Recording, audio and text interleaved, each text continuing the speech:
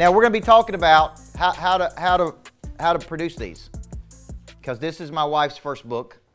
She was scared to death to write this book. I actually volunteered her to write it on Facebook. I had spoken at 10X. I was really excited, to 10,000 people, and we're having dinner. And she'd been talking about this concept of, man, it's you know, how do you live with an obsessed person? How do you live with a person that their mind never stops thinking? How do you live with a person that's constantly wanting to do more and become more in the world? Like, how do you live with this person? And she kept talking about, man, it's tough living with a monster. And I was thinking about all the people I coach, which are who? Monsters, right? That's the name of our coaching program. These are people who have huge aspirations. They want to change the world. They are not interested in being average at all. They're very uncommon people. They live uncommon lives. They want to do uncommon things. And so while she's sitting there talking about this at dinner, I go on Facebook and I said, I want to congratulate my wife on writing her first book called Living with a Monster. And we got like 500 comments, and so she was like, what are all these comments for? And she goes on there and she's like, did you just volunteer me to write a book? And I said, yeah, I did. I publicly volunteered you to write a book. And she said, I've never written a book before. I don't know how to write a book. I'm not a coach like you. I don't have the background and pedigree you do. Like she was scared to death.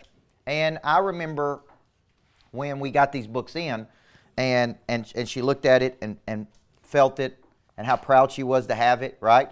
And when people tell her that the book really helped their marriage and helped their life, right? And man, that was a proud moment, right? Awesome. There's nothing more awesome when you get your book and it's shipped and you look at it and you hold it and you say, that is my work.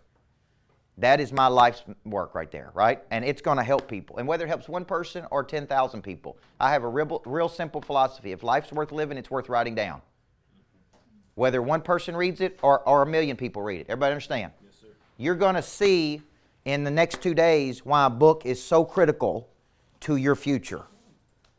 Okay? And I didn't know that when I wrote my first book. But if Jerry pinned me down and said, look, I need one thing. I need to know the single thing that you did that has helped you propel your career to a higher frequency. I always go back 25 years old, sitting down and writing my first book. Okay? And I'm going to show you why. Because to me, the book set in motion all of these things in my life. Okay? I'm 44 years old. I've written 17 books now. I've been nationally published by Wiley, Simon & Schuster. I have a book offer right now from McGraw-Hill on my Pray Drive book, and that's one of the biggest publishers in the world. And I've self-published, right? I've written small books. I've written big books. You understand what I mean? And when I go back and I look at it, I say, what did I do, man? Because here's the question I get asked. How did you go from a high school basketball coach to this? What started that? What made you want to do it, right? And it was literally sitting down at 25 years old. I had been coaching for 10 years.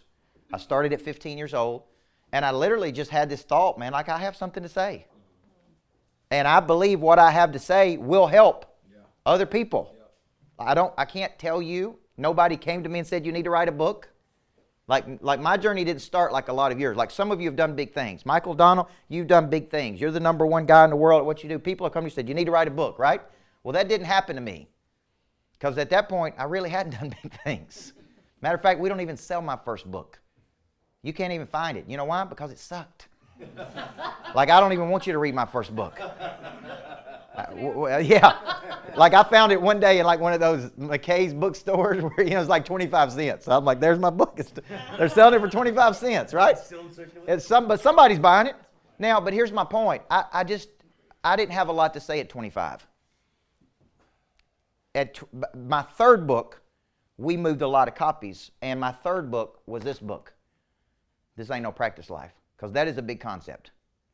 You're going to see over the next couple of days why the power of a concept is so critical. This appeals to who? Who does this appeal to? Everybody. See, my first little book, Changing Lives Through Coaching, it appealed to a real small group of people. You understand what I'm saying? It was for coaches. But here's the funny thing. Coaches wouldn't buy it. I mean, how many of you go out and buy a book from a supposed expert that's only 25 years old? right? So other coaches looked at me like, man, you're just a kid. You're only 25 years old. Like, what do you have to say?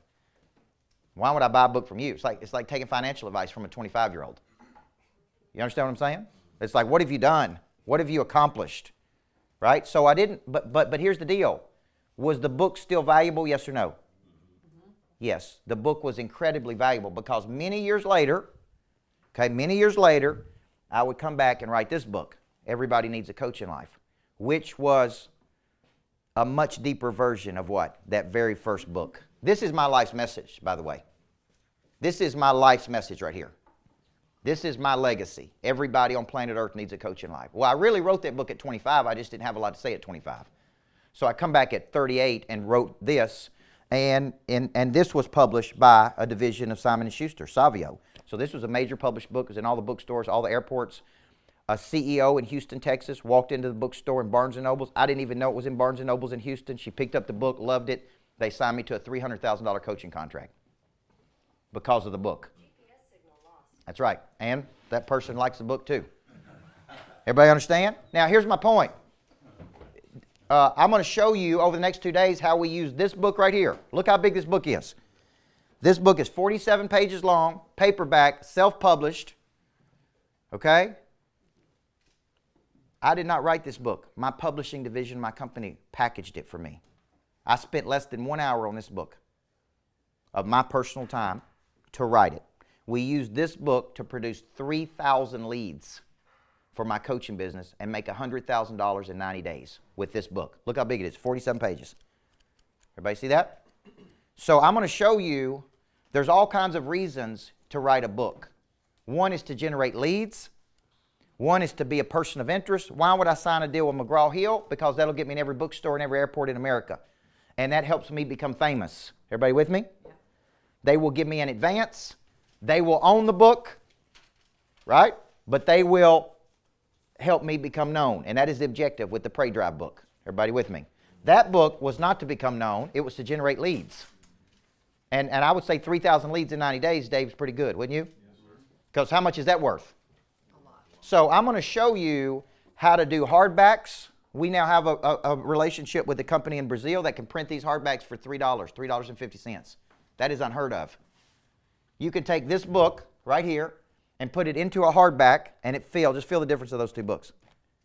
See, you can sell this book for $20 all day long, even if it's no thicker than this one, because of the way it feels. And Larry Wingett was a guy I studied growing up. You know, he's this outspoken guy, and he said, I made millions of dollars, $20 at a time. $20 at a time selling my books.